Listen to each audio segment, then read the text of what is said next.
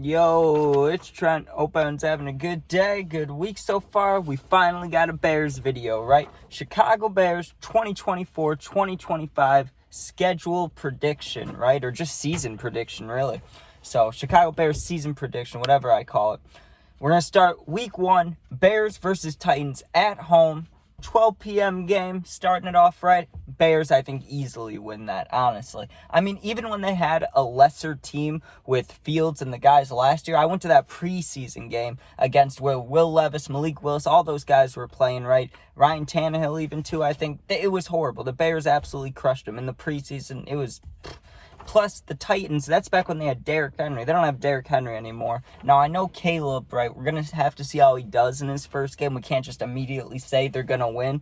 Obviously, we need to see that he can play quarterback. But the Bears have 4 preseason games this year, which they haven't had in like 2 years. They've had 3 the past couple of years. And, I mean, Caleb, we know what he's going to be most likely. 4 games to warm up. I mean, preseason, he'll probably won't play the whole game, but you get what I'm saying. 4 games to warm up. I think they'll easily beat the Titans, especially with how good the Bears defense was ending last year. No Derrick Henry. Give me the Bears, right? Then you got Bears at Texans. That one makes me a little nervous, and I can easily see how a lot of people will put a loss for the Bears there because Stroud and, now they got Stephon Diggs. They put a good team together over there in Houston the past 2 years, right? So I get why people would say the Texans could win that. I personally think the Bears are going to win that. So 2-0 to start the season, which already would be feeling amazing for Bears fans, right? And then you got the Colts. Bears at Colts. I think we get that one. Now, Jonathan Taylor, we have to stop him. The Bears stopping the run, some games they were really good at it. Like, some games they stopped Saquon Barkley and he had less than 25 rushing yards. Like, that's amazing. But other games, they let Aaron Jones run all over them. So I don't know how they'll be against great running backs, right? Hopefully they stop him. But when it comes down to offense versus offense, defense versus defense, when you look at the players, obviously the Bears are more stacked, but it's more than that. So we're going to have to see how they perform. But most likely, I give that one to the Bears as well, making them 3-0 on the season. Now, I love the Bears, and I do think they can beat the Rams at home, right? I do think they can do that. I've seen them. I went to that game in 2018 when Jared Goff came to Chicago, and the Bears absolutely destroyed the Rams, right? But I don't see the Bears starting off 4-0, right? So they have to lose eventually. Give me a loss against the Rams at home, right? That makes me sad to say, but in all honesty, oh, hell no. Oh, hell no. Bro, are you kidding me? Hell no. That's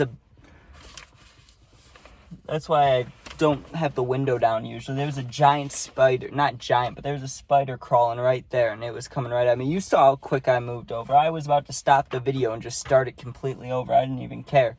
But yeah, Bears at Rams, they're going to have to lose eventually. There's no way the Bears start out 4-0. You get what I'm saying? So, 3-1, then Bears versus Panthers, week 5. Come on. They won that last year, and now our team's even better. Give me the Bears, and that's at home too. So, Bears versus Panthers, give me the W. The Bears are now 4-1 on the season, right? We go to London, and we take on the Jags. If you know anything about the Bears in London, the Bears absolutely suck in London. They're terrible there, right? And the Panthers the Jaguars last year won 2 in London. So, obviously, have to give it to the Jaguars. So, that makes the Bears 4-2 on the season. Then we have the bye week 7. So we come back from the bye week 8, and we got 2 road games right away, which normally would suck, right? But who are we playing? The Commanders and the Cardinals. Now, the Commanders was even a challenge last year, but they had Sam Howell, right? And now they'll have a whole new offense. Now, by week 8, Jaden Daniels and the Commanders should have something going. They should know what they're doing, but we don't know how these rookies will turn out, right? Caleb's the only one that's kind of not guaranteed, but has the best chance at success, right? So I'm glad he's on our team. But with the Commanders, it could go either way. You saw what happened to Bryce Young. Like, Jaden Daniels could have a season like C.J. Stroud where he's doing absolutely great, or he could have a season like Bryce Young where it's just not his year this year, right? So it really depends on that game, but I'm going to give it to the Bears. I do think when it comes down to rookie quarterbacks, we have the better one, and our team overall, I mean, we smoked them last year, so give me the Bears, making us 5-2 on the season, heading into week 9. Well, actually, let me make sure there. 1, 2, 3, 4. Yeah, 5-2. 5-2 heading into week 9. We got Bears at Cardinals. okay? Someone said, I watched, I think it was Kyle Long, said that the Cardinals would be good this year. He thinks that Jesus, Trent. He thought Kyler Murray was going to have a breakout season this year, right? And I said that about him last year, and it didn't happen, right? So that's why I'm a little iffy about it. I could see how maybe you give the Cardinals the win if you're thinking Marvin Harrison Jr. and Kyler Murray are on point, but you got to think about the Bears secondary over here. First of all, we brought in Kevin Byard, which is great, but then we have Jalen Johnson, who will be on Marvin Harrison most likely, and then you got Tyreek Stevenson and Kyler Gordon and Tremaine Edmonds and who's the other? There's Tremaine Edmonds and TJ Edwards. So, like, it's just stacked. I don't see how one receiver can go against the entire Bears defense. So, give me a win there, making the Bears 6-2 heading into Week 10. And Week 10 is kind of the last week that I think we have the easy schedule, because then it just becomes hell. We play the Patriots Week 10 at home, right? And it'll be Caleb Williams versus Drake May at home. And, I mean, unless Drake May comes out here and plays like Brady was, I say the Patriots have another bad season. But maybe I'm wrong. Maybe Drake May comes out here and performs and beats us. If he does, then obviously I'm wrong. We'll come back and check this. But I don't see Caleb losing to any of the other rookie quarterbacks. I really don't. So give me the Bears over the Patriots at home, making them 7-2 heading into Week 11 against the Packers, and that's where I think we take an L. I love the Bears. I hate the Packers, but I have to be realistic here. We're not beating the Packers, especially in that first game. And I know it is at home, but nah. Give me the Packers Week 11 against the Bears. Okay, so that makes the Bears 6-3 heading into Week 12 against the Vikings. I think we win that one. You know, like I said, rookie quarterbacks, J.J. McCarthy, I really don't think he'll be anything special. He doesn't remind me of anybody, to be honest, but if he did remind me of somebody, it would be Drake May and Trubisky, because people say Drake May are like Trubisky. I don't know how true that is, if it's just because the same college, but yeah. I have no faith in the Vikings. They weren't good last year. I don't see them being great this year. Justin Jefferson could have some good games, but like I said about the Bears defense, Jalen Johnson can lock him up if he really wants to. So give me the Bears. That should make them, what, 7-2?